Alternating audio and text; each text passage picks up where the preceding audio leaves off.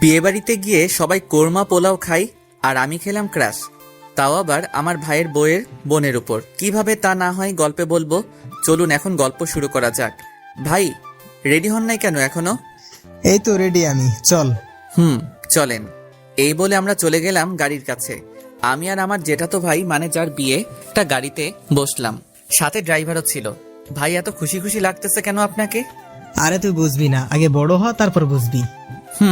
প্রেম করে বিয়ে করতেছেন তো তাই এত খুশি, তাই না? চিন্তা করিয়েন না, আমি কিন্তু আপনার শালিকেই বিয়ে করবো, এই বলে দিলাম। তারপরে দেখা যাবে, আগে তো প্রেম কর। করবো তো। আরো কথা বলতে বলতে বিয়ে বাড়িতে চলে আসলাম। আপনারা সকলেই তো জানেন, ইটস করোনা টাইম, করোনা, তাই বিয়েটা তেমন ধুমধাম করে হয় নাই। বাড়ির ভিতরে যেতেই চোখ আটকে গেল একটা মেয়ের দিকে। আমি কখনো পরী দেখি নাই, সেটা দেখার খুব শখ ছিল, কিন্তু মেয়েটাকে দেখে আমার পরী দেখার সম্পূর্ণ শখ মিটে গেছে। চেহারাটা ফর্সা এবং মায়ায় ভরা, পরনে ছিল ছাই কালারের একটা জামা, মাথায় ছিল একটা সাদা হিজাব, হালকা মেকআপ ও ঠোঁটে হালকা লিপস্টিক। দেখতে জাস্ট অসাম। এক দেখাতেই ক্রাশ খেলাম। সে এসে সোজা ভাইয়ের গলায় মালা পরিয়ে দিয়ে চলে গেল। আমি তার দিকে এক দৃষ্টিতে তাকিয়ে রইলাম। হঠাৎ ভাইয়ের ডাকে ধ্যান ফিরে মেয়েটাকে খুঁজতে লাগলাম, কিন্তু কোথাও আর দেখতে পেলাম না। মন খারাপ করে বসে পড়লাম ভাইয়ার পাশে। তখনই একটা মেয়ে কণ্ঠে কেউ বলে উঠল, দোলা ভাই অনেক দূর থেকে এসেছেন, এই শরবতটুকু খেয়ে নেন। আমি উপরে তাকিয়ে দেখি সেই পরীটা, থুক্কু সেই মেয়েটা। আমি আবারও তার দিকে তাকিয়ে রইলাম। তখন বুঝলাম সে কিছুটা বিরক্ত অনুভব করতেছে, তাই আর তার দিকে তাকালাম না। মেয়েটি শরবত দিয়ে চলে গেল। তখন আমি বললাম, ভাইয়া, ও ভাইয়া, এই মেয়েটিকে একটু বলবেন? নাম জেনে তুই কি করবি? না, তেমন কিছু না। প্লিজ ভাইয়া, বলো না নামটা কি। মেয়েটির নাম মেঘলা আক্তার রিমু। তাই নাকি? ভালো, খুব ভালো। আপনি এইখানে বসেন, আমি ভিতর থেকে ঘুরে আসি। আচ্ছা যা। তখন আমি ভিতরে এসে রিমুকে খুঁজতে লাগলাম, কিন্তু কোথাও পেলাম না। তখন হঠাৎ চোখ গেল একটা রুমের দিকে। দেখি এখানে বউকে সাজিয়ে রাখা হয়েছে। ভাবির সাথে কিছু পিক নিয়ে ভাইকে দেখালাম। এরপর বিয়ের সকল কার্যক্রম শেষ হলো। এতক্ষণ ধরে আমার চোখ একজনকেই খুঁজতেছিল, আর সে কেউ না, সে হলো রিমু। শুনেছি বউয়ের সাথে নাকি বউয়ের 2 বোন যাবে, তাতে আমার মাথা ব্যথা নাই। কিন্তু আমাকে অবাক করে দিয়ে রিমু এসে বরের পাশে বসলো, সাথে আরেকটা মেয়েও আছে। তার মানে রিমু ভাইয়ার শালি। মনে মনে অনেক খুশি হলাম, কারণ আজকে আমার ক্রাশ আর আমি বিয়ের গাড়িতে করে বাড়িতে যাচ্ছি। বিষয়টা ভাবা যায়। তখন ভাইকে বললাম, ভাই, সকালের কথা মনে আছে তো? কি কথা? ওই যে বললাম আমার শ্বশুর বাড়ি আর আপনার শ্বশুর বাড়ি একটাই হবে।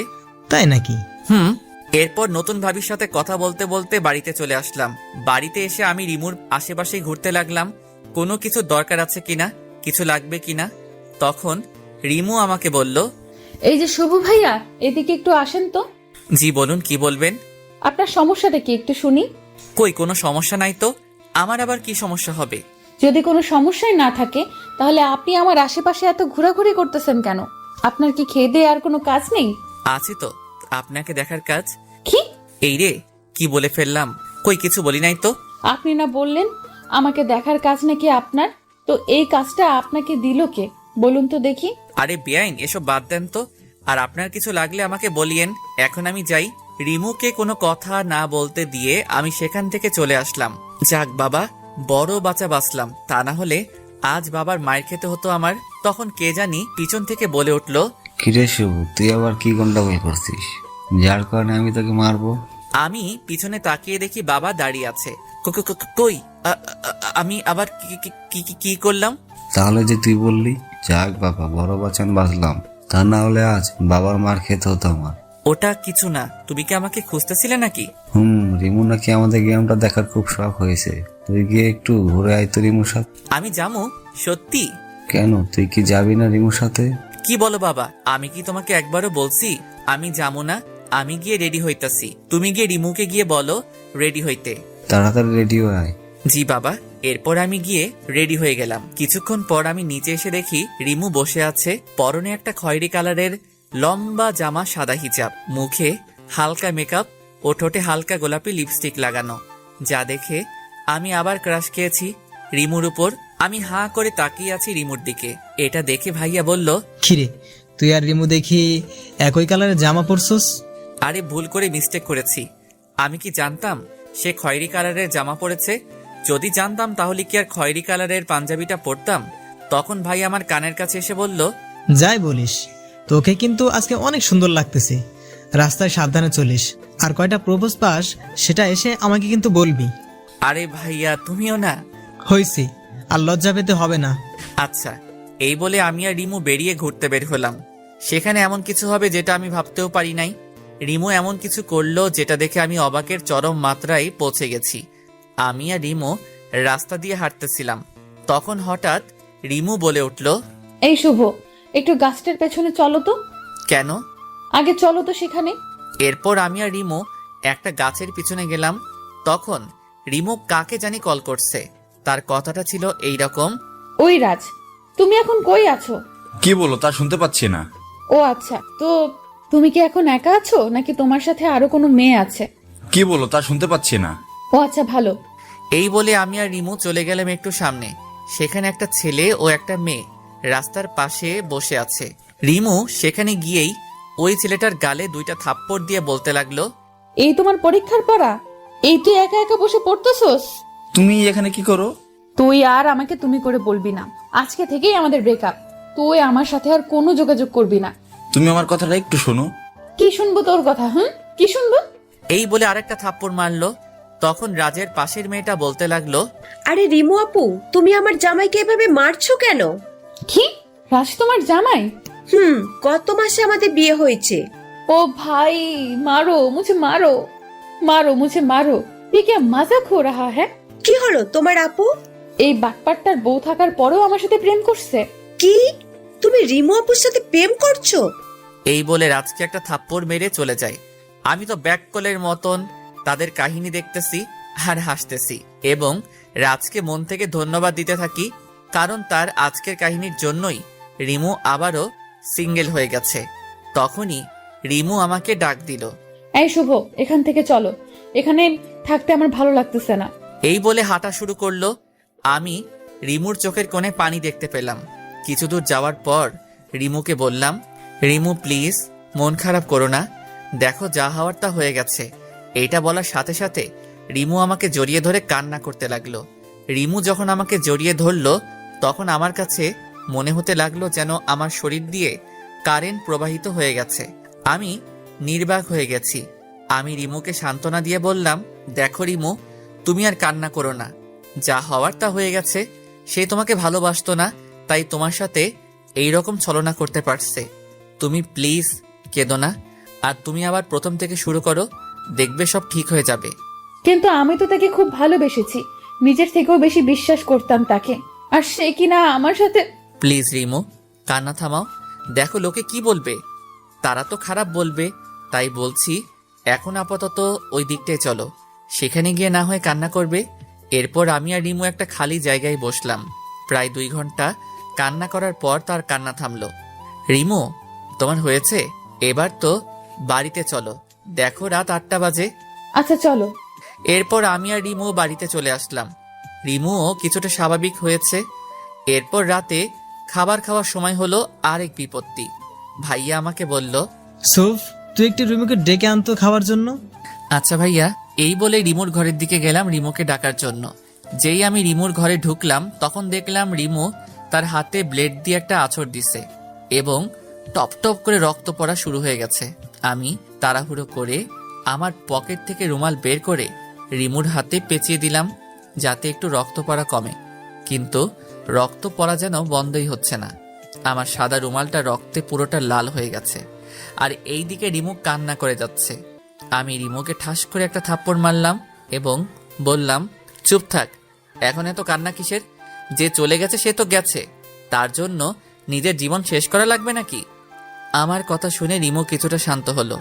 এরপর আমি রিমুকে কোলে তুলে নিচে চলে গিয়ে ভাইয়াকে বললাম, ভাইয়া তাড়াতাড়ি গাড়ি বের করো, রিমুকে নিয়ে হাসপাতালে যেতে হবে। কেন, কি হয়েছে? আগে তুমি গাড়িটা বের করো। এরপর আমি আর ভাইয়া মিলে রিমুকে হাসপাতালে নিয়ে গেলাম। ওখানে যাওয়ার পর ডাক্তার রিমুর হাতে সেলাই করে। অনেকখানি কেটে গেছে হাতটা, তাই 5টা সেলাই দেয়, এরপর ব্যান্ডেজ করে দেয়। রাত 12টার দিকে আমরা বাড়ি চলে আসি। বাড়িতে আসার সাথে সাথে সবাই জিজ্ঞেস করতে থাকে কিভাবে কেটেছে। তখন আমি বললাম, আরে তেমন কিছু না, ব্লেড দিয়ে নখ কাটতে যাই, তখন হাতটা কেটে যায়। কি রে তুই না? ভাইয়া আর কিছু বলতে না দিয়ে ভাবিকে নিয়ে ঘরে চলে যায়। ভাইয়াকে আজ ঘটে যাওয়া সকল কিছু বলে দিয়েছি, তাই ভাইয়া ভাবিকে নিয়ে যায়। কিছুক্ষণ পর ভাবি রিমুকে ভাত দিয়ে যায় খেতে। তারও তো আজ বাসর রাত, সেখানেও তো কিছু নিয়ম আছে, সেগুলো পূরণ করতে ভাবি চলে যায় বাসর ঘরে। তখন রিমু বলল, শুভ, আমার হাত তো কাটা, প্লিজ তুমি আমাকে একটু খাইয়ে দাও না প্লিজ। ওরে আল্লাহ, এই মেয়েকে নিয়ে আমি কি করব কিছুই বুঝতে পারতেছি না। সে নাকি আমার হাতে ভাত খাবে। আমি একটু বিরক্ত হইছি, কারণ এর আগে আমি কাউকে খাইয়ে দেই নাই, তাই তার থেকে বেশি হইছি কারণ আমার ক্রাশ আমার হাতে খেতে চাইছে। তাই তখন রিমু আমাকে ডাক দিল। এই শুভ, কি হলো, খাইয়ে দিবে না? দিচ্ছি। এরপর রিমুকে খাইয়ে দিতে লাগলাম। কিছুক্ষণ পর রিমুর খাওয়া শেষ হলো। তখন তাকে পানি খাইয়ে দিতে যাব, তখন দেখি সে তার ডান হাত দিয়ে পানি খাইতেছে। আরে রিমুর তো বাঁ হাত কেটেছিল, আর সে তো ডান হাত দিয়ে সহজেই খেতে পারত। তখন আমি কিছুটা রাগী কণ্ঠে রিমুকে বললাম, এটা কি হলো? কই, কি আবার হবে? তোমার ডান হাতটা তো ভালো, তাহলে তুমি আমার হাতে খেলে কেন? ওমা, তাই তো। এই বলে রিমু একটা হাসি দিল। রিমুর এই হাসি দেখে আমার সমস্ত রাগ চলে গেল। আমি তার হাসি দেখতে লাগলাম। রিমু এটা বুঝতে পেরে হাসিটা বন্ধ করে আমাকে বলল, কি দেখতেছেন এভাবে? তোমার হাসিটাকে। শুধুই কি হাসি দেখতেছেন নাকি আরো কিছু দেখতেছেন? তোমাকেও দেখতেছি, কত সুন্দর তুমি, সুন্দর তোমার এই হাসিটা, যেটা দেখে 1000 বছর কাটিয়ে দিতে পারবো আমি। তাই নাকি? এই রে, এটা কি বললাম আমি? সে যদি এখন কিছু মনে করে তাহলে তো প্রেম করার আগেই আমার ব্রেকআপ নিশ্চিত। মনে মনে বললাম। কি হলো, চুপ করে আছেন কেন? এটা বাদ দেন, আগে বলেন আপনি আমার হাতে খাবার খেলেন কেন? আপনার হাত তো ঠিকই আছে। আসলে আমার না নিজের হাতে খেতে একদমই ভালো লাগতেছিল না, তাই আমি আপনার হাতে খেলাম। প্লিজ রাগ করিয়েন না, কাল থেকে তো আর খাবো না। কেন খাবে না? বারে, কালকে তো আমরা চলে যাব, তাহলে খাবো কিভাবে? ও তাই তো। আর যদি আপনি চান তাহলে কিন্তু সকালের নাস্তা ও দুপুরের খাবার খেতে পারবো আপনার হাতে। সত্যি? 100% সত্যি। তো এত আপনি আপনি করতেছেন কেন? আমরা তো ফ্রেন্ড হতে পারি, তাই না? আপনি চাইলে আরো কিছু হতে পারি। কি হলো বলেন, আমরা কি ফ্রেন্ড হতে পারি না? অবশ্যই। তাহলে নো, আপনি অনলি তুই। আচ্ছা। এই বলে আমি প্লেট রাখতে উঠতে যাব, তখনই ভাবি এসে রিমুকে ঠাস ঠাস করে 2টা থাপ্পড় মেরে রিমুকে জড়িয়ে ধরে কান্না করতে লাগলো। এই, তোকে কে বলছিল হাত কাটতে? যদি শুভ না দেখতো তখন কি হতো তুই বল? তোর যদি কিছু হতো তাহলে তোর দুলাভাই কি করে আমাদের বাড়িতে মুখ দেখাতো? কি রে, চুপ করে আছিস কেন বল? আপু সরি রে, আসলে আমি তাকে খুব বেশি ভালোবেসেছিলাম, কিন্তু সে তো আমাকে খুব বড় একটা ধোকা দিল। আমি কখনো ভাবতেই পারি নাই সে আমাকে এভাবে ধোকা দিবে। তাই বলে কি তোকে মরতে হবে?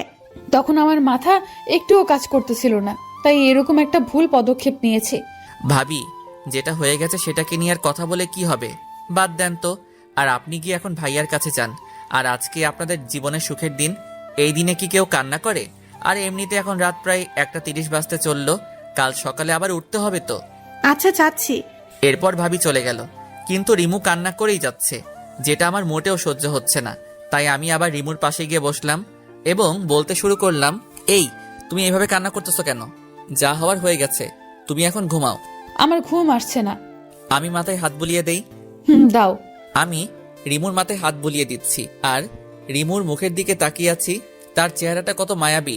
এই মায়াবী কন্যাকে যদি আমার বউ হিসেবে পেতাম তাহলে খুব ভালোবাসতাম তাকে, কিন্তু সে কি কখনো আমাকে ভালোবাসবে? এইসব ভাবতেছি, তখন দেখি যে রাত 2:13 বাজে। এইদিকে রিমুও ঘুমিয়ে গেছে, আমারও খুব ঘুম পাচ্ছে, তাই আমি আমার রুমে গিয়ে ঘুমিয়ে গেলাম। সকালে কারো ডাকে ঘুম ভাঙলো আমার, তাকিয়ে দেখি আব্বু ডাকছে। এই শুভ, তোর এত ঘুম কিসের? রাতে কি ঘুমাসনি? চুরি করতে গেছিলি নাকি? না তো, এই যে উঠতেছি। আমি ঘড়িতে তাকিয়ে দেখি যে এখন 9:30 বাজে, তাই তাড়াতাড়ি ফ্রেশ হয়ে রিমোকে দেখতে গেলাম। দেখি রিমো খাটের উপর বসে আছে আর কার সাথে যেন কথা বলতেছে। আমি তার চেহারাটা দেখতে পাচ্ছি না। তখন আমি রিমোকে উদ্দেশ্য করে বললাম, এই যে মিস রিমো, আমি কি ভিতরে আসতে পারি? আরে শুভ, তুই আয়, ভেতরে আয়। আমি ভিতরে গিয়ে দেখি রাজ বসে আছে এবং পাশে রাজের বউ বসে আছে। তাদের দেখে আমার মনটা খারাপ হয়ে গেল, কিন্তু রিমোর কথা শুনে বুঝলাম রাজ ক্ষমা চাইতে আসছে এবং রিমুও তাকে ক্ষমা করে দিয়েছে। রিমু মন থেকেও খুব ভালো, কারণ যদি ভালো না হতো তাহলে কি ক্ষমা করে দিত? না, অন্য কোনো মেয়ে হলে ক্ষমা করতো না, তারা চলে গেছে। আমি রিমুকে জিজ্ঞাসা করলাম, এই তোর হাত ফ্রেশ হইছে? না রে, নাস্তা করছস? না রে, একটু করে দে তো। এই যে খাবার, আপু সকাল 8টার সময় খাবার দিয়ে গেছে, তুই খাইয়ে দিবি বলে এখনো খেতে পারিনি। এখন তাড়াতাড়ি খাইয়ে দে তো, ওষুধ খাওয়া লাগবে তো। দিচ্ছি। এই বলে রিমুকে খাইয়ে দিতে লাগলাম। তাকে খাইয়ে দিতে আমার খুব ভালো লাগতেছিল। আমি ভাবতেছিলাম যদি সারা জীবন এইভাবে তাকে খাইয়ে দিতে বললে আমি তাকে খাইয়ে দিতে পারবো। আউচ, ব্যথা পাইছি তো। রিমু শয়তানি হাসি হাসতেছে, যেটা দেখে আমি আবারও রিমুর প্রেমে পড়ে গেলাম। আচ্ছা সরি, আর দেবো না। ওকে। খাবার শেষে ওষুধ খেলো এবং তাকে ঘুমাতে বলে আমি নিচে এসে নাস্তা করতেছি। এমন সময় ভাইয়া এসে বলল, কিরে, আমার শালিকাকে তোর বুঝি খুব পছন্দ হয়েছে? আমি কিছুটা লজ্জা মিশ্রিত কণ্ঠে বললাম, আরে ভাইয়া তুমিও না। বুঝি বুঝি, সব বুঝি, চিন্তা করিস না, হেল্প লাগলে বলবি, হেল্প করার চেষ্টা করব। আচ্ছা ভাইয়া, দেখো তোমাকে ভাবি ডাকছে। যাচ্ছি। দুপুরে বউ ভাতের কার্যক্রম শেষ হয়েছে। খুব ব্যস্ত থাকার কারণে দুপুরবেলা রিমুকে খাইয়ে দিতে পারিনি, যার কারণে সে যাওয়ার সময় আমাকে বলে যায়নি। ভাবির লোকেরা চলে গেল। ভাবি আর ভাইয়া কালকে যাবে। এই রে, কত বোকা আমি। আমি তো রিমুর কাছ থেকে তার ফোন নাম্বার কিংবা ফেসবুক আইডি কিছুই নেই নাই। তাহলে আমি তার কাছ থেকে ক্ষমা চাইবো কিভাবে? না, কালকে যে করে হোক রিমুদের বাড়িতে গিয়ে তার কাছে ক্ষমা চাইতে হবেই হবে। দিনটা কোনো রকমে পার করলাম। সারাদিন রিমুকে প্রচুর মনে পড়ল। রাতে আমি আমার ব্যাগ গুছিয়ে ভাইয়ার আশেপাশে ঘুরতে লাগলাম। যদি একবার আমাকে বলে, কিরে শুভ যাবি, আমাদের সাথে গেলে চল, কিন্তু ভাইয়া একেবারে বলল না, তারা তাদের মতন ব্যাগ গোছানো নিয়ে ব্যস্ত। আমি যেই আমার রুমে আসতে যাব তখনই ভাইয়া আমাকে ডাক দিল। এই শুভ, শোন। আমি তো খুব খুশি হয়ে ভাইয়াকে বললাম, কি? ভাইয়া আমি যাবো। তুই কই যাবি? না কিছু না। কি বলবে বলো? আমার ঘুম পাচ্ছে। আসলে আমার খুব পানি পিপাসা পেয়েছে, আর এখানে পানিও নেই। এখন যদি তুই আমাকে একটু পানি পান করাইতি, তোর অনেক সব হতো আর কি। তুই আসলে একটা বজ্জাত। আমি সেই কখন থেকে তোমার আশেপাশে ঘুরঘুর করছি আমাকে তোমাদের সাথে নিবে বলে, তা না আমাকে বলতেছে এখন তাকে পানি খাওয়াতে। দূর, ভালো লাগে না। কিরে, যা না একটু। যাচ্ছি তো। ভাইয়া তো আমার কাহিনী দেখে মুচকি মুচকি হাসতে লাগলো। আমি বুঝলাম না এখানে হাসির কি হলো। এরপর ভাইয়াকে পানি দিয়ে আমি আমার রুমে গিয়ে শুয়ে পড়লাম। আজ কেন জানি ঘুম আসছে না। বারবার শুধু রিমুর কথাই মনে পড়ে যাচ্ছে। অন্যদিন হলে এতক্ষণে ঘুমিয়ে যেতাম। রিমুকে নিয়ে ভাবতে ভাবতে কখন যে ঘুমিয়ে গেলাম সেটা জানি না। সকালে ভাবির ডাকে ঘুম ভাঙলো। আমি চোখ খুলে ভাবিকে দেখেই ভাবিকে বলতে লাগলাম, কি ভাবি, এখনো যাওনি কেন? কি আর করার দেবর, তোমার ভাই তো আমাকে নিয়ে যায়নি এখনো, তাই আর যাওয়া হয়নি। ও আচ্ছা। এরপর আমি ফ্রেশ হতে চলে গেলাম। ফ্রেশ হয়ে নিচে গিয়ে দেখি ভাইয়া রেডি হয়ে বসে আছে, ভাবিও রেডি। তাদের দেখে আমার মুখটা কালো হয়ে গেল। আমি যেতে পারবো না তো, তাই আর কি। কিরে, তুই এখনো রেডি হস নাই কেন? আমি রেডি হব কেন? কেন হবি মানে? তুই যাবি না? আমি আবার কই যাবো? কেন আমাদের সাথে তুই যাবি না? ভাইয়ার কথা শুনে তো আমার তো খুব আনন্দ লাগতেছে। লুঙ্গি ড্যান্স দিতে ইচ্ছে করতেছে। আমার পরনে লুঙ্গি ছিল, ভাবছিলাম একবার লুঙ্গি ড্যান্স দিয়েই দেই। তারপর ভাবলাম এখানে অনেক লোক আছে, আমি না হয় আমার রুমে গিয়ে দিবনি। এখন দেওয়া যাবে না। আমি ওখানে গিয়ে কি করবো? কিছু করা লাগবে না, তুই গিয়ে তাড়াতাড়ি রেডি হয়ে নে, এমনিতেই অনেক দেরি হয়ে গেছে। আমি আর কিছু না বলে সোজা আমার রুমে চলে আসলাম। এসেই প্রথমে আমার লুঙ্গি ডান্সটা কমপ্লিট করে রেডি হয়ে নিচে চলে গেলাম। নিচে যাওয়ার পর ভাবি বলতে লাগলো, দেখি দেখি আমার দেবরটাকে নজর ফোঁটা দিয়ে দেই, যাতে কেউ নজর না দেয়। আরে ভাবি তুমিও না। হয়েছে হয়েছে, আর লজ্জা পেতে হবে না, চল তাড়াতাড়ি। এরপর আমরা চলে আসলাম ভাবিদের বাড়িতে। আমি তো ভাবিদের বাড়িতে এসে রিমোকে খুঁজতে লাগলাম, কিন্তু কোথাও দেখতে পেলাম না। দূর, যার জন্য এখানে আসলাম তাকেই তো দেখতে পাচ্ছি না। তখনই কে জানি পিছন থেকে বলে উঠলো, বাবা তুমি কেমন আছো? আমি পিছন ঘুরে তাকিয়ে দেখি ভাবির আব্বু। জি আঙ্কেল, ভালো। আপনি কেমন আছেন? ভালো আছি। তোমাকে কি বলে যে ধন্যবাদ দেব সেটা আমার জানা নেই। কেন আঙ্কেল, ধন্যবাদ কেন? বাবা, তোমার জন্যই তো আজ আমার মেয়ে বেঁচে আছে। থাক না আঙ্কেল, ওই বিষয়টা বাদ দেন। আচ্ছা আচ্ছা আঙ্কেল, রিমু এখন কেমন আছে? আগের থেকে অনেক সুস্থ আছে, কিন্তু কিন্তু কি আঙ্কেল? আসলে বাবা, রিমু আসার পর থেকে কারোর সাথে কথা বলে নাই, এবং কালকে থেকে আজ পর্যন্ত কিছুই খায় নাই। কি বলেন আঙ্কেল, এখনো খাই নাই? আচ্ছা আঙ্কেল, একটা প্লেটে খাবার এনে দেন, আমি গিয়ে ওকে খাইয়ে দিচ্ছি। এরপর আঙ্কেল খাবার এনে দিয়ে রিমুর রুমে নিয়ে গেল। আমি আঙ্কেলকে চলে যেতে বললাম, তাই আঙ্কেলও চলে গেল। এরপর আমি রিমুকে উদ্দেশ্য করে বলতে লাগলাম, কিরে ঘরে আসতে দিবি? রিমু আমার দিকে তাকিয়ে আবার অন্যদিকে মুখ ঘুরিয়ে নিয়ে বলল, কেন এসেছেন এখানে? আমি রিমুর কাছে এসে হাঁটু গেড়ে বসে আমার কান ধরে বললাম, এইদিকে তাকাও। আমি সরি, আর হবে না। হয়েছে হয়েছে, আর কানে ধরতে হবে না, যাও, ক্ষমা করে দিয়েছি। তুই নাকি আজকে কিছুই খাস নাই, আর কালকেও নাকি কিছুই খাস নাই। আমি খাবার খাইয়ে দিতে দিতে বলতে লাগলাম, দেখ, যা হওয়ার তা হয়ে গেছে, এখন মন খারাপ করে কি হবে? তুই যদি এমন করস তোর বাবা মাও তো কষ্ট পাবে, তাই না? নিশ্চুপ হয়ে খাচ্ছে আর আমার কথায় মাথা নাড়াচ্ছে। খাবার শেষে আমি রিমোকে বললাম, এইবার আমি আর তোকে খাইয়ে দিতে পারবো না। 2 দিন পর তো তোর জামাইয়ের বাড়িতে যাবি, তখন যদি সে জানতে পারে আমি তোকে খাইয়ে দিছি, তখন সে তো আমাকে মেরে ফেলবে। রিমু কিছুই বলল না, শুধু একটু জোরপূর্বক হাসি দিল। আমি রিমুর রুম থেকে চলে আসলাম। বিকেলবেলা ছাদে দোলনায় বসে আছি। ছাদটা খুব সুন্দর করে সাজানো আছে, এক পাশে ফুল গাছ দিয়ে ভরপুর আর অন্য পাশে কিছু সবজি গাছ লাগানো, আর এই পাশে একটা দোলনা আছে আর চেয়ার রাখার জায়গা আছে। এখানে বসে আড্ডা দিতে খুব মজা হয় বলে মনে হইতেছে। এইসব ভাবতেছি, ঠিক তখনই রিমু আমার পাশে এসে বসলো এবং বলল, কিরে, কি ভাবিস? কিছু না। একটা কথা বলি? বলো। সত্যি কথা বলবি কিন্তু। বলো, কি বলবো? রিমু এমন কিছু বললো যা আমি ভাবতেও পারি নাই। তুই কি কারোর সাথে রিলেশন করস? করি না তো, কিন্তু কেন? এমনি। আচ্ছা, কাউকে পছন্দ করস? সত্যি বলবো নাকি মিথ্যা বলবো? তুই সত্যি বলবি। করি, বাট সে করে কিনা জানি না। তাই বুঝি। তো মেয়েটা কে শুনি? জোর করে একটা হাসি দিয়ে বলল কথাটা। তুই চিনস? আমি চিনি। হুম। নাম কি তার? বলবো না। কেন বলবি না? দেখি আমি তোদের মিট করাতে পারি কিনা। আমি জানি তুই পারবি না, সো বলে কোনো লাভ নেই। ওকে, বলিস না। তুই তো আমাকে ফ্রেন্ড মনে করিস না। থাক তুই, আমি গেলাম। একদমই কথাগুলো বলে ছাদ থেকে নামতে যাবে, তখনই আমি তাকে ডাক দিয়ে বললাম, মেয়েটার নাম বলতে পারি এক শর্তে। কি শর্ত? প্রথমত আমাকে ভুল বুঝবি না, আর আমাদের বন্ধুত্বটা কিন্তু থাকবে। ঠিক আছে, এবার নাম বল। মেয়েটার নাম হচ্ছে রিমো, মানে তুই। কি? সত্যি, আমি তোকে খুব খুব খুব ভালোবাসি, আর জানি তুই আমাকে ভালোবাসতে পারবি না, কারণ তুই অন্য একজনকে ভালোবাসোস। তাই এখন প্লিজ আমাদের বন্ধুত্বটা নষ্ট করে দিস না। কথাগুলো আমি একদমই বললাম নিচের দিকে তাকিয়ে। রিমু কিছুক্ষণ চুপ থেকে বলল, কখনো কষ্ট দিবি না তো? আমার জীবন থাকতে না, আর তোমাকে তো আমি আমার শরীরেরই একটা অংশ মনে করি, তো আমি কিভাবে তোমাকে কষ্ট দিব? নিজের শরীরকে কি কেউ ইচ্ছে করে কষ্ট দেয় নাকি? তুই প্রমিস কর কখনো ছেড়ে যাবি না আমায়। কথা দিলাম। তো এবার আমারে প্রপোজ কর। করতে পারবো না। কেন করব? আমার লগে প্রেম করবা, মাগার তুমি আমারে প্রপোজ করবা না, এটা হইব নাকি? তাই বুঝি? তাই। এখন তাড়াতাড়ি আমারে প্রপোজ কর, তা না হলে আমি গেলাম। আচ্ছা বাবা, করতেছি। তো ফুল কই? ফুল ছাড়া কেমনে করবা? ফুলও লাগবো? লাগবে। দাঁড়াও, ব্যবস্থা করতেছি। এরপরে আমি পকেট থেকে একটা কাগজ বের করলাম, সেটা দিয়ে কাগজের একটা শাপলা ফুল বানিয়ে রিমুর সামনে হাঁটু গেড়ে বসে বলতে লাগলাম, আমি জানি না কিভাবে ভালোবাসাতে হয়, কারণ আমি কখনো কাউকে আমার জীবনসঙ্গী হিসেবে ভালোবাসিনি।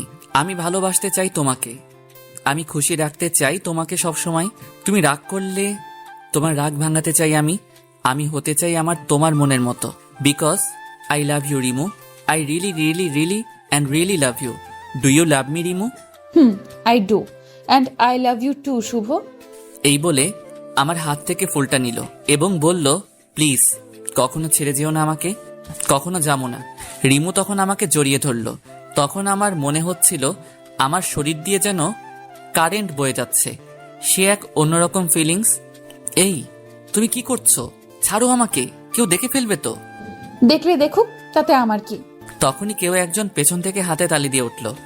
তখন রিমু আমাকে ছেড়ে দিল। পিছনে তাকিয়ে দেখি কেউ একজন দাঁড়িয়ে আছে। এরপর ভালো করে তাকিয়ে দেখি এ তো ভাইয়া, তার মানে ভাইয়া আমাদের দেখেছে। তখন ভাইয়া বলল, বাহ বাহ বাহ, খুব ভালো। আমার ভাই দেখি 5G। রিমুর সাথে দেখা হতে হতেই রিলেশন শুরু করে দিয়েছে। না ভাইয়া, আসলে রাখ তোর ভাই, আমি তো ভাবছিলাম তুই মজা করছিলি, এখন তো দেখি সত্যি সত্যি তুই রিমুর সাথে প্রেম করতেছস। আসলে জিজু হয়েছে কি, আর তুমি কেমন মেয়ে, তোমাকে প্রপোজ করার সাথে সাথে কি তোমার অ্যাকসেপ্ট করতে হবে? কিছুদিন তাকে ঘোরাবা, এরপরে না হয় রিলেশন শুরু করতা। এইটা বলে ভাইয়া হাসতে শুরু করলো। আমি তো পুরাই ভেবাচাকা খেয়ে গেছি। ভাইয়া এটা বলে কি? তার মানে কি ভাইয়া আমাদের মেনে নিয়েছে? রিমু জানো, তোমার বোনের পিছনে আমি 6 মাস ঘুরেছি, এরপর সে আমার সাথে রিলেশন শুরু করেছে। আর তুমি? এই ভাইয়া আমাকে মেনে নিছে দেখে তোর সমস্যা হইতেছে কি? যাও, তুমি গিয়া ভাবির কাছে থাকো, আর আমি আমার পরিটাকে নিয়ে থাকি। যাও তো এখান থেকে। রিমু তো লজ্জায় লাল হইয়া যাইতেছে। এরপর ভাইয়াকে এক প্রকার জোর করে ঘরে পাঠিয়ে দিলাম আর রিমুকে আবার জড়িয়ে ধরলাম। এইভাবে দিনগুলি যেতে লাগলো। দেখতে দেখতে 6 মাস কেটে গেল আমাদের রিলেশনের। এর মাঝে ঝগড়া, ঘুরতে যাওয়া, একে অপরকে খাইয়ে দেওয়া তো ছিলই। আজ শুক্রবার বন্ধুরা সবাই মিলে ঠিক করলাম আজকে ঘুরতে যাবো। সবাই সবার গার্লফ্রেন্ডকে নিয়ে যাবে, তাই আমিও রিমুকে কল দিলাম আমাদের সাথে যাওয়ার জন্যে। টুট টুট টুট। হ্যালো শুভ, বলো। জানো তুমি কি করতেছো? এই তো শুয়ে আছি। তুমি কি করতেছো? এই তো কিছু না। আচ্ছা তুমি কি আজকে ফ্রি আছো? না তো, কিন্তু কেন? আসলে আমরা সব বন্ধুরা মিলে ঠিক করছিলাম আজ সবাই সবার গার্লফ্রেন্ডকে নিয়ে একসাথে ঘুরতে যাব, তাই আর কি। ও সরি জান, আজ আমি যেতে পারবো না, প্লিজ রাগ করিও না। আজ না আমি একটু অসুস্থ, তাই আর কি। কি হয়েছে তোমার? না তেমন কিছু না, সামান্য একটু জ্বর। আচ্ছা বাই, পরে কথা বলবো নে। ওকে বলে কলটা কেটে দিলাম। কি আর করার, আমি মনটা খারাপ করে ঘরে শুয়ে রইলাম 2 ঘন্টা। তখন সিফাত কল করে যা বলল তা শুনে তো আমার মাথায় আকাশ ভেঙে পড়ল। রিমু সে আমার সাথে এমনটা কেন করলো? আমি তো তাকে সত্যি ভালোবেসেছিলাম, তো সে আমার সাথে এমন কেন করলো? 2 ঘন্টা পর সিফাত কল করে বলল, দোস্ত, তোর গার্লফ্রেন্ড রিমু কই রে? কেন রে? তোকে বলতে বলছি, তুই তাড়াতাড়ি বল। সে তো অসুস্থ, বাসায় নাকি শুয়ে আছে। তাই নাকি? কেন রে? রিমু কি তোরে সত্যি ভালোবাসে? বাসে তো। কেন, কোনো সন্দেহ আছে নাকি? দাঁড়া, তোকে একটা পিক পাঠাইতাছি, ওটা দেখে তুই বল তোকে সে কতটা ভালোবাসে। এরপর সিফাত আমাকে একটা পিক পাঠায়, যেটা দেখে আমার মাথায় আকাশ ভেঙে পড়ে। পিকটা ছিল এইরকম, যেখানে রিমু একটা ছেলের সাথে পার্কে বসে আছে, তাও আবার খুব কাছাকাছি বসে আছে। এটা দেখার পর আমি পুরো বাকরুদ্ধ হয়ে গেছি। আমার মাথা কাজ করা বন্ধ হয়ে গেছে। যাকে আমি এতটা ভালোবাসতাম সে কি করে আমার সাথে এমনটা করতে পারলো? আমার শরীরটা মনে হয় নিস্তেজ হয়ে যাইতেছে। হঠাৎ মাটিতে পড়ে গেলাম, আর কিছু মনে নেই। চোখ খুলে দেখি আমি শুয়ে আছি বিছানার উপরে। চারিদিকে অন্ধকার হয়ে গেছে, আমার পাশে কেউ নেই। ঘড়ির দিকে তাকিয়ে দেখি রাত 3টা বাজে। বিছানা থেকে উঠতে যাব, তখন দেখি মাথাটা ব্যথা করতেছে, উঠতে পারলাম না। পাশে মোবাইলটা রাখা, মোবাইলটা হাতে নিয়ে দেখি রিমু আমাকে 50টা কল দিয়েছে। রিমুর নামটা আমার ফোনের স্ক্রিনে দেখে আমার রাগটা আরো বেশি বেড়ে গেল। আমি তো তার সাথে ছলনা করিনি, সে আমার সাথে কেন করলো এমনটা? সে যদি আমাকে ভালো নাই বাসে তাহলে আমাকে বলে দিত। সে আমাকে ভালোবাসে না, তাহলে এমন ছলনা করলো কেন? না, আর না, এই মেয়েকে আমি আর ভালোবাসবো না। এইসব চিন্তা করতেছি আর তখন মাথা ব্যথা আরো বেড়ে গেল। আমি আবারও জ্ঞান হারিয়ে ফেললাম। আমি চোখ খুলে দেখি আমার পাশে মা বসে আছে। চারিদিকে তাকিয়ে দেখি ভাইয়া, ভাবি এবং তাদের পাশে রিমো দাঁড়িয়ে আছে। আর তার চোখগুলো ফোলা দেখা যাচ্ছে, হয়তো রাতে কেঁদেছে।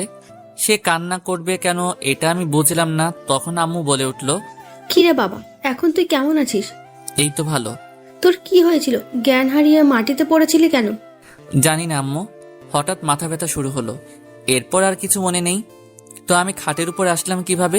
তোকে রাতে খাবার খাওয়ার জন্য আমি ঘরে ডাকতে যাই, তখন থেকে তুই মেঝেতে পড়ে আছিস।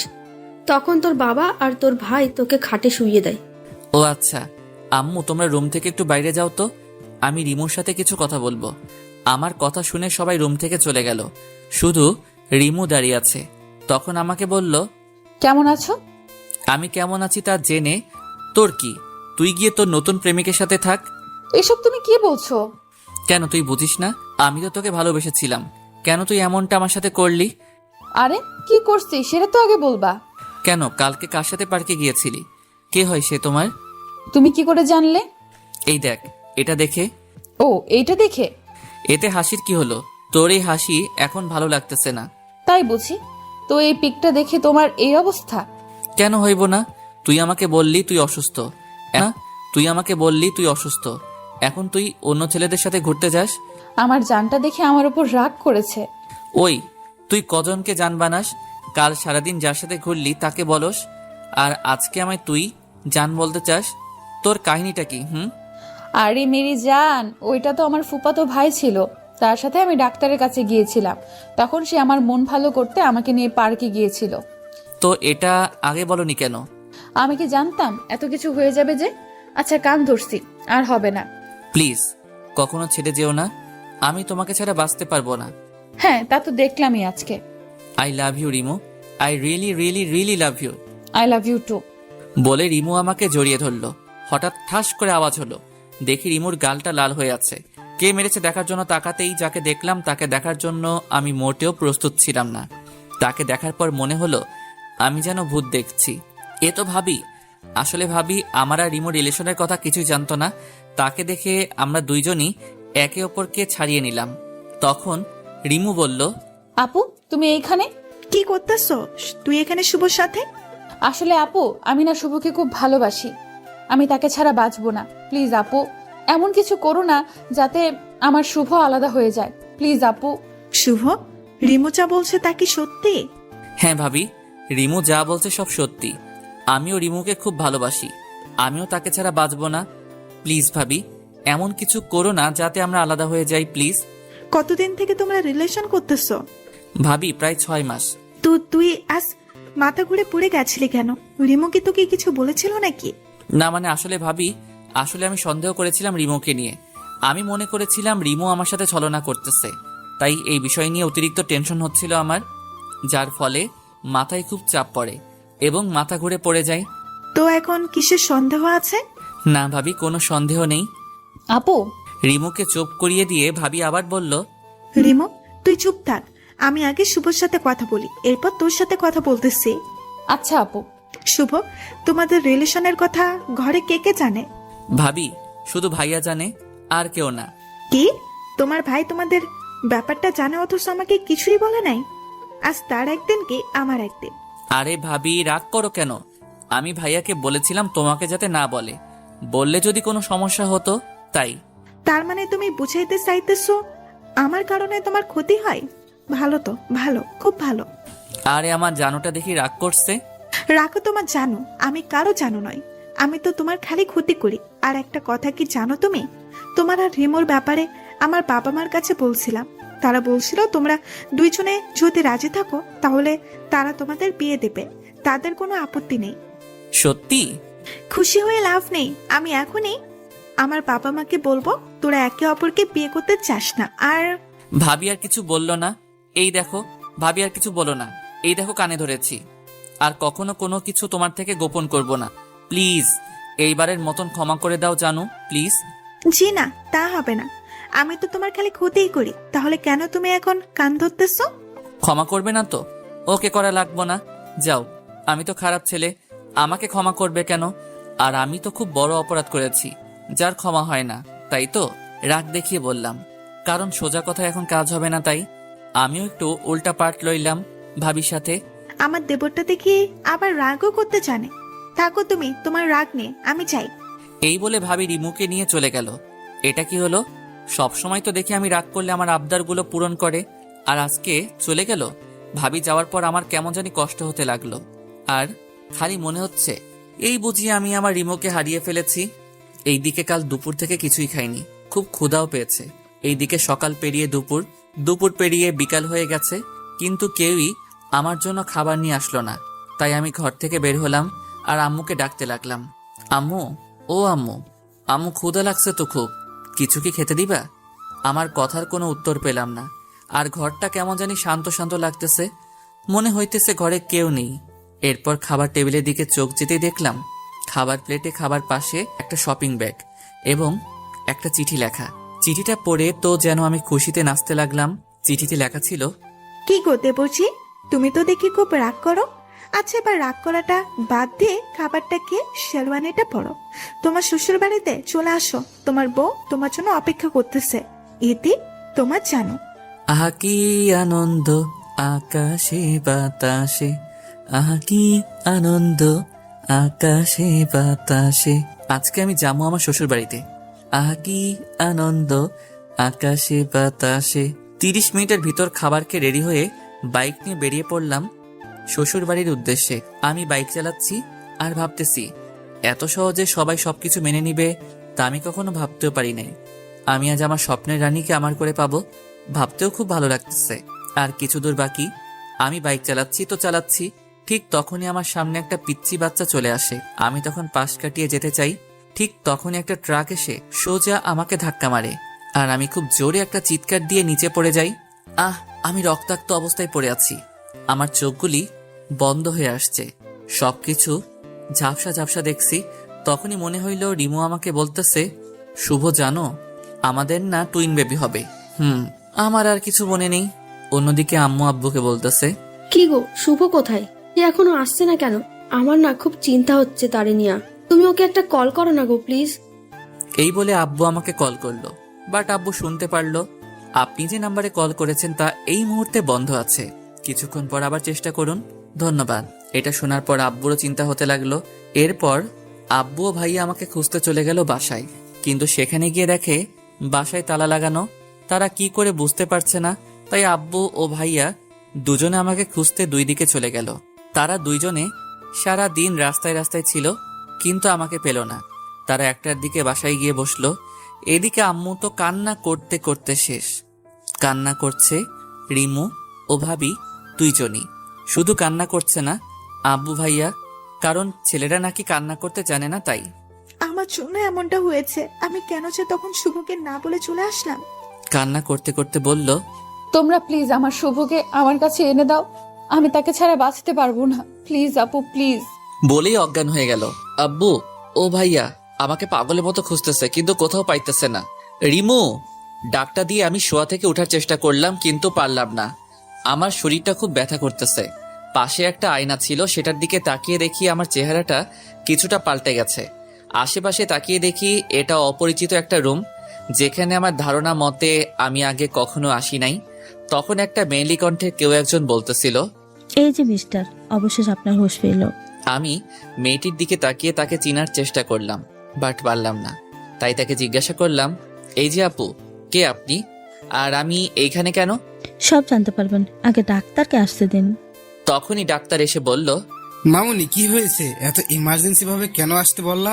বাবা, আসলে সেটার জ্ঞান ফিরেছে তো তাই। তার মানে মেয়েটির বাবাই ডাক্তার। কই দেখি দেখি। আমার দিকে তাকিয়ে বলল, ইট ইজ অ্যামেজিং, এত তাড়াতাড়ি রোগীর জ্ঞান ফিরে এসেছে। এটা সত্যি একটা দারুণ ব্যাপার। এমন রোগী তো 5 থেকে 6 বছরে কমায় থাকে, আর এত দেখি মাত্র 3 বছরে ঠিক হয়ে গেছে। এখন একটু ব্যায়াম করলে আবার আগের এনার্জি ফিরে পাবে। কি বলছেন? কে 3 বছর কমাইছিল? আপনি? কি বলেন ডাক্তার?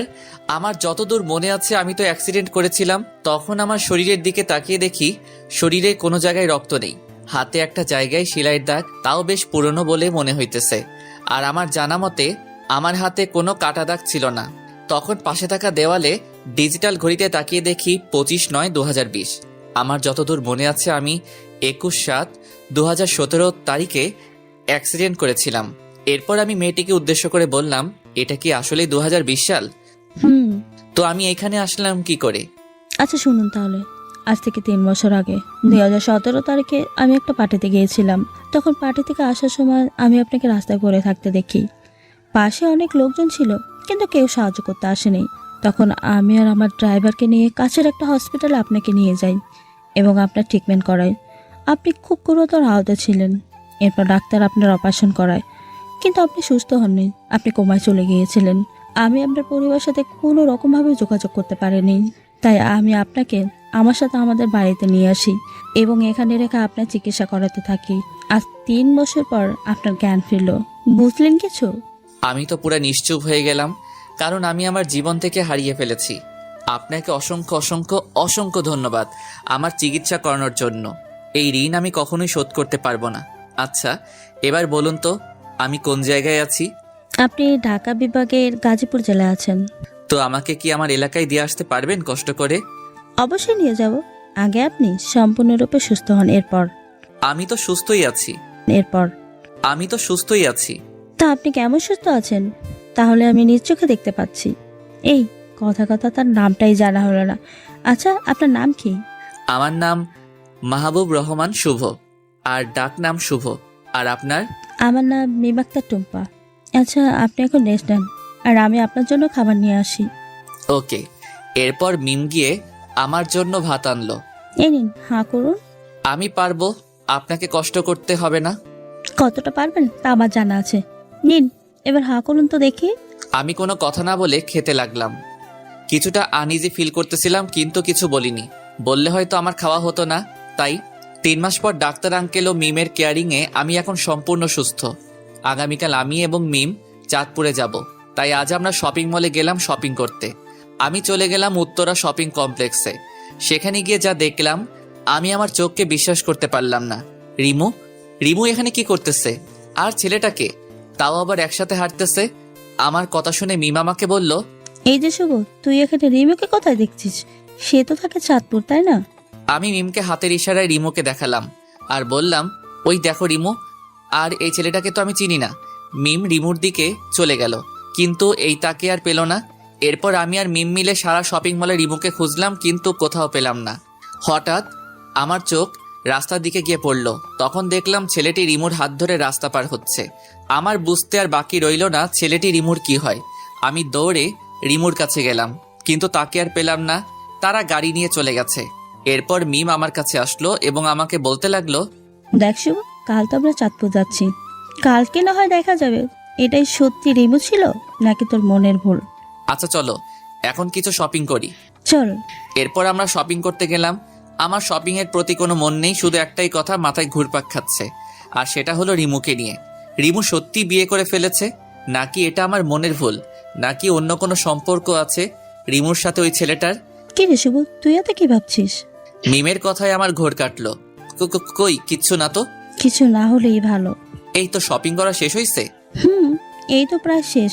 কেন বলতো? না মানে মাথাটা খুব ব্যথা করতেছে তো, তাই আর কি।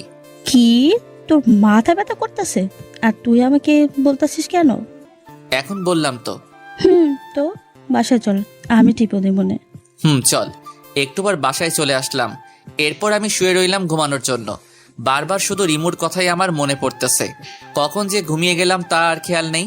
সকালবেলা মিমের ডাকে ঘুম ভাঙে, তাই আমি উঠে ফ্রেশ হয়ে রেডি হয়ে গেলাম। এরপর আমি আর মিম গাড়ি নিয়ে চলে গেলাম চাঁদপুরের উদ্দেশ্যে। দীর্ঘ 6 ঘন্টা পর আমরা এসে পড়লাম আমার চিরচেনা শহর চাঁদপুরে। এখানে প্রায় সবকিছুই পরিবর্তন হয়েছে। এখন আমি দাঁড়িয়ে আছি আমাদের বাড়ির সামনে। তখনই রিমু ঘর থেকে বের হলো। আমাকে দেখে চিৎকার দিয়ে বলতে লাগলো, শুভ, তুমি এসেছো? এসেই আমাকে জড়িয়ে ধরলো আর বলতে লাগলো, শুভ, তুমি কেমন আছো? এতদিন কই ছিলা তুমি? আমাকে কি একবারও মনে পড়ে নাই? তখনই আমার কালকের কথা মনে পড়ে গেল, যখন দেখলাম রিমু অন্যের হাত ধরে হাঁটতেছিল। কথাটা মনে হতেই রিমুকে এক ঝটকায় আমার থেকে দূরে সরিয়ে দিলাম আর বলতে লাগলাম, কি করছেন কি আপনি? আপনি আমাকে জড়িয়ে ধরেছেন কেন? আপনি এখন অন্য কারো বউ। কি বলছো কি তুমি? আমি অন্য কারো বউ মানে? এখন দেখে আপনি কিছুই বুঝতেছেন না। কালকে তো দেখলাম আপনি আপনার স্বামীকে নিয়ে রাস্তায় হাত ধরে হাঁটতেছিলেন। কোনখানে আমাদের দেখেছিলে? উত্তরা শপিং কমপ্লেক্সে। কি, তুমি কি ওইখানে ছিলা? তো আপনি এখানে কি করেন? আপনার স্বামীর বাড়িতে না থেকে এখানে কি করতেছেন? আমি তো আমার স্বামীর বাড়িতেই আছি। মানে? সেটা না হয় পরে জানবে, আগে বলো এই মেয়েটিকে। এটা আমার বউ। আমার কথাটা শোনার জন্য রিমু মোটেও প্রস্তুত ছিল না। কথাটা শোনার পর রিমুর চোখ দিয়ে পানি পড়তে শুরু হলো। কেন জানি তার চোখের পানি আমাকে খুব কষ্ট দেয়। এইবারও তাই হলো। এখনও তার চোখের পানি দেখে আমার বুকে ব্যথা শুরু হলো। কিন্তু কেন ব্যথা করতেছে? সে তো এখন আমার না, অন্য কারো হয়ে গেছে। তো আমার এমনটা লাগছে কেন? কিরে শুভ, তুই কই চলে গেছিলি? আমাদেরকে কি একবারও তোর মনে পড়ে নাই? বাবার কথায় আমি বাস্তবে ফিরলাম। না বাবা, পরে নাই, কারণ আমি 3 বছর কোমায় ছিলাম তাই। আর গত 3 মাস আগেই আমার জ্ঞান ফিরেছে। এরপর আমার সাথে ঘটে যাওয়া সবকিছুই বললাম। তা শুনে তো সবারই চোখে পানি, আর মিমকে সবাই ধন্যবাদ দিতেছে। আমি বাবাকে জিজ্ঞেস করলাম, বাবা, রিমু এখানে কি করে? কি আর বলবো, সেদিন যখন তুই আর আসলি না, সেদিন থেকেই খুব কান্না করতে থাকে। তোর ছবি বুকে নিয়ে ঘুমাই। কিছুদিন পর রিমুর জন্য পাত্র দেখতে থাকে তার বাবা মা, কিন্তু রিমু তাদের পরিষ্কার করে জানিয়ে দেয় যে সে তোকে ছাড়া আর কাউকে বিয়ে করবে না। তাই আমাদের এখানে চলে আসে। ও, তাহলে সে গাজীপুর কেন গেছিল? সেখানে রিমুর ছোট বোনকে বিয়ে দেওয়া হয়, তাই সেখানে ঘুরতে যায়। প্রথমে যেতে মানা করে, এরপর আমাদের জোড়াজুড়িতে যায়। আর কালকে সে আসছে এখানে। তার মানে আমি রিমুকে ভুল বুঝে কষ্ট দিয়েছি। এখন কি করি? যাই গিয়ে ওর রাগটা ভাঙাই। এরপর আমি রিমুর কাছে গেলাম। আমি কি আসতে পারি? কেন আসবে? আপনি কি খুব রেগে আছেন আমার উপরে? না, কেন রেগে থাকবো? আচ্ছা সরি। আপনি এখন সরি বলতেছেন কেন? রিমু কথাটা কান্না করতে করতে বলল, আমার পাগলিটা যে আমার উপরে রাগ করে আছে তাই। আপনার পাগলি কি? আপনি গিয়ে আপনার বউয়ের কাছে যান। আমার হবু বউ তো আপনি, তো আপনার কাছেই তো আমি আসবো, তাই না? না, আসবেন না। আপনি ওই মেয়েটার কাছে যান। কোন মেয়েটা? তখন যাকে আপনার বউ বলেছিলেন তার কাছে। আমাদের কিন্তু এখনো বিয়ে হয়নি। তো আমার কি? বুঝছি, সোজা আঙুলে ঘি উঠবে না, দেখে একটু বাকিয়ে ওঠে কি না। কি বিড়বিড় করতেছেন? যান এখান থেকে, আমার ভালো লাগতেছে না। তাই বুঝি? আচ্ছা যাচ্ছি। ভাবছিলাম আপনাকে বিয়ে করে আপনাদের দুই বোনকে একসাথে রাখবো, কিন্তু আপনি তা চান না। ওকে, মিম কিন্তু দেখতে সুন্দর আছে, টানা 3 বছর আমার সেবা করছে, সেও হয়তো আমাকে ভালোবাসে। তাকে যদি আমি বিয়ের প্রস্তাব দেই হয়তো সে না করবে না। তাহলে যাই, আপনাকে তো পেলাম না, আপনি তো আমাকে এখন সহ্যই করতে পারো না। এই কুত্তা, বিলাই, হাঁস, মুরগি, তুই কই যেতেছস? আর এক পা যদি সামনে যাস তোর পা ভেঙে দিব। চুপচাপ এখানে আয়। পা ভাঙবে কেন? কচি খোকা, কিচ্ছু বোঝে না। প্রেম করবা তুমি আমার সাথে, অপেক্ষা করা আর রাখবা তুমি আমারে, আর বিয়ে করবা তুমি ওই শাকচুনিটারে? অসম্ভব। কেন, তাকে বিয়ে করলে কি হইব? আপনি তো এখন আর আমাকে ভালোই বাসেন না। এটা বলার দেরি রিমু আমাকে জড়িয়ে ধরার দেরি করে নাই। রিমু সোজা এসে আমাকে জড়িয়ে ধরে বলতে লাগলো, তোমরা কেন আমাকে এত কষ্ট দাও? আমাকে এত কষ্ট দিতে কি তোমাদের ভালো লাগে? রাজ আমাকে ভালোবাসা শিখিয়ে অন্যকে বিয়ে করে নিল, আর তখন তো আমি মরে যেতে চেয়েছি। কেন বাঁচালি? আর বাঁচালি যখন আবার ভালোবাসা শিখাইলেই বা কেন? তুই জানোস তোর জন্য কত কান্না করছি আমি? তুই কি এটা বুঝছস তোকে আমি কতটা ভালোবাসি? তুই কেন বুঝিস না? তোকে ছাড়া আমি বাঁচতে পারবো না, আমি মরে যাব। প্লিজ শুভ, আমাকে ছেড়ে যেও না প্লিজ, খুব ভালোবাসবো তোমায়। আমি তাকে শক্ত করে জড়িয়ে ধরে বললাম, আমার পাগড়িটাকে ছাড়া তার এই পাগলটাও তো প্রাণহীন দেহের মতন। I love you Shubho, I really really love you. Please কখনো ছেড়ে যেও না। মরার আগ পর্যন্ত যাব না।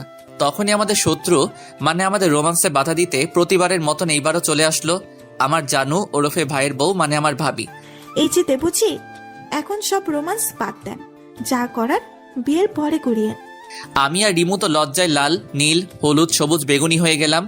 আর লজ্জা পেতে হবে না, নিচে চলুন, সবাই আপনাকে ডাকছে। এরপর আমি, রিমু আর ভাবি নিচে সবার কাছে গেলাম।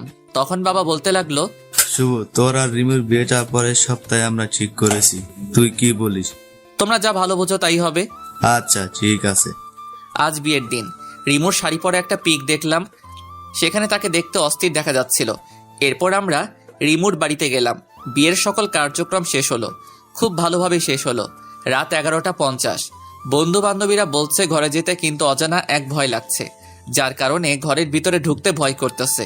কি জানি কি হয় সেই কথা ভাবতেই অবশেষে সকল ভয়কে জয় করে আমি রুমের ভিতরে প্রবেশ করলাম। সেখানে দেখি রিমু ইয়া বড় একটা লম্বা ঘোমটা দিয়ে বসে আছে। আমি রিমুকে উদ্দেশ্যে একটা সালাম দিলাম, আসসালামু আলাইকুম। রিমু মাথা তুলে দেখে আমি এসেছি। তখন রিমু উঠে এসে আমার পায়ে ধরে সালাম করলো। আমি মজা করে বললাম, দীর্ঘজীবী হও মা, স্বামী সংসার নিয়ে সুখে থাকো, আর কখনো স্বামীকে কষ্ট দিবা না এবং স্বামীর সকল কথা মেনে চলবা। কি, আমি তোর মা লাগি তাই না? দেখাচ্ছি তোরে মজা। এই বলে আমাকে খাটে ফেলে দিল। এই কি করছো কি? চলো আগে গিয়ে 2 রাকাত নফল নামাজ পড়ে নেই। চলো। এরপর আমরা নামাজ পড়ে আসলাম।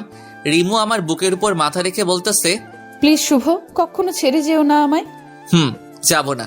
এই বলে আমরা হারিয়ে গেলাম ভালোবাসার অতল গভীরে।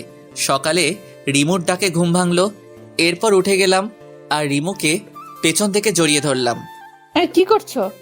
কিছু না তো। আচ্ছা, এখন গিয়ে গোসল করে এসো। আরো 5 বছর পর। আব্বু আব্বু, ঘুম থেকে উঠো, আম্মু না আমাকে মারছে। রাইসার ডাকে আমার ঘুমটা ভেঙে যায়। আপনারা ঠিকই ধরেছেন, রাইসা আর কেউ না, সে হলো আমার কিউট পিচ্চি মেয়ে। আরেকজনও আছে, আর সে হলো রিহিকা। হ্যাঁ, আমাদের টুইন বেবি হয়েছে। তোমার আম্মু কেন তোমাকে টুইন বেবি হয়েছে? তোমার আম্মু কেন তোমাকে মারছে?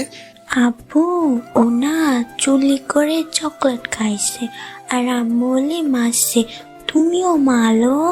এইদিকে আসো রাইসা প্রিন্সেস, আমার কাছে এসো। এরপর রাইসা আমার কাছে আসলো। রাইসা আমার কাছে আসে, আমি তার 2 গালে 2টা পাপ্পি দিয়ে রিহিকাকে বললাম, এবার খুশি তো রিহিকা মামুনি? বাবা তুমি পচা, তুমি শুধু ওকে আদর করো, আমার করো না। তাই বুঝি মামুনি, তুমিও এইদিকে আসো। এরপর রিহিকাকেও 2টা পাপ্পি দিলাম। এবার খুশি তো? বাবা আমরা দুজনেই খুশি। এরপর রিমু আসলো। এখানে বাবা মেয়েরা মিলে কি করা হচ্ছে? বাবা আম্মু এসেছে, তাকেও একটু বকে দাও। তাই নাকি? এরপর আমি রিমুকে যা করলাম তার আপনাদের না জানলেও চলবে। বাকিটা না হয় আমার মধ্যেই থাকুক। বোঝেনি তো আপনারা, ব্যক্তিগত বলতে কিছু আছে তো নাকি? গল্পটা কেমন হলো প্লিজ জানাবেন। আর যারা পরবর্তী পার্ট গল্প পেতে আমাদের চ্যানেলটি সাবস্ক্রাইব করে পাশে থাকা বেল আইকনটি বাজিয়ে দিন। সবাই ভালো থাকবেন, সুস্থ থাকবেন। দেখা হবে পরের গল্পে। আল্লাহ হাফেজ। বিয়েবাড়িতে গিয়ে সবাই কোরমা পোলাও খাই আর আমি খেলাম ক্রাশ, তাও আবার আমার ভাইয়ের বউয়ের বোনের উপর। কিভাবে তা না হয় গল্পে বলবো। চলুন এখন গল্প শুরু করা যাক।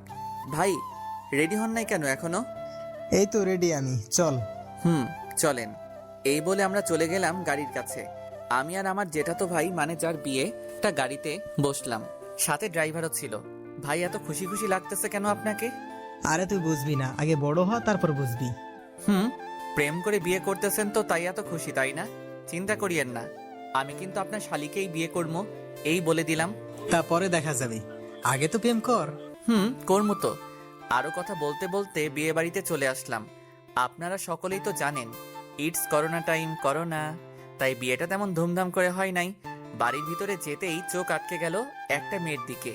আমি কখনো পরি দেখি নাই, সেটা দেখার খুব শখ ছিল, কিন্তু মেয়েটাকে দেখে আমার পরি দেখার সম্পূর্ণ শখ মিটে গেছে। চেহারাটা ফর্সা এবং মায়ায় ভরা, পরনে ছিল ছাই কালারের একটা জামা, মাথায় ছিল একটা সাদা হিজাব, হালকা মেকআপ ও ঠোঁটে হালকা লিপস্টিক। দেখতে জাস্ট অসাম। এক দেখাতেই ক্রাশ খেলাম। সে এসে সোজা ভাইয়ের গলায় মালা পরিয়ে দিয়ে চলে গেল। আমি তার দিকে এক দৃষ্টিতে তাকিয়ে রইলাম। হঠাৎ ভাইয়ের ডাকে ধ্যান ফিরে মেয়েটাকে খুঁজতে লাগলাম, কিন্তু কোথাও আর দেখতে পেলাম না। মন খারাপ করে বসে পড়লাম ভাইয়ার পাশে। তখনই একটা মেয়ে কণ্ঠে কেউ বলে উঠল, দুলা ভাই অনেক দূর থেকে এসেছেন, এই শরবতটুকু খেয়ে নেন। আমি উপরে তাকিয়ে দেখি সেই পরীটা, থুক্কু সেই মেয়েটা। আমি আবারও তার দিকে তাকিয়ে রইলাম। তখন বুঝলাম সে কিছুটা বিরক্ত অনুভব করতেছে, তাই আর তার দিকে তাকালাম না। মেয়েটি শরবত দিয়ে চলে গেল। তখন আমি বললাম, ভাইয়া, ও ভাইয়া, এই মেয়েটিকে একটু বলবেন? নাম জেনে তুই কি করবি? না তেমন কিছু না, প্লিজ ভাইয়া বলো না নামটা কি। মেয়েটির নাম মেঘলা আক্তার রিমু। তাই নাকি? ভালো, খুব ভালো। আপনি এখানে বসেন, আমি ভিতর থেকে ঘুরে আসি। আচ্ছা যা। তখন আমি ভিতরে এসে রিমুকে খুঁজতে লাগলাম, কিন্তু কোথাও পেলাম না। তখন হঠাৎ চোখ গেল একটা রুমের দিকে। দেখি এখানে বউকে সাজিয়ে রাখা হয়েছে। ভাবির সাথে কিছু পিক নিয়ে ভাইকে দেখালাম। এরপর বিয়ের সকল কার্যক্রম শেষ হলো। এতক্ষণ ধরে আমার চোখ একজনকেই খুঁজতেছিল, আর সে কেউ না, সে হলো রিমু। শুনেছি বউয়ের সাথে নাকি বউয়ের 2 বোন যাবে, তাতে আমার মাথা ব্যথা নাই। কিন্তু আমাকে অবাক করে দিয়ে রিমু এসে বরের পাশে বসলো, সাথে আরেকটা মেয়েও আছে। তার মানে রিমু ভাইয়ার শালি। মনে মনে অনেক খুশি হলাম, কারণ আজকে আমার ক্রাশ আর আমি বিয়ের গাড়িতে করে বাড়িতে যাচ্ছি। বিষয়টা ভাবা যায়। তখন ভাইকে বললাম, ভাই সকালের কথা মনে আছে তো? কি কথা? ওই যে বললাম আমার শ্বশুর বাড়ি আর আপনার শ্বশুর বাড়ি একটাই হবে। তাই নাকি? এরপর নতুন ভাবির সাথে কথা বলতে বলতে বাড়িতে চলে আসলাম। বাড়িতে এসে আমি রিমুর আশেপাশে ঘুরতে লাগলাম, কোনো কিছু দরকার আছে কিনা, কিছু লাগবে কিনা। তখন রিমু আমাকে বলল, এই যে শুভ ভাইয়া, এদিকে একটু আসেন তো।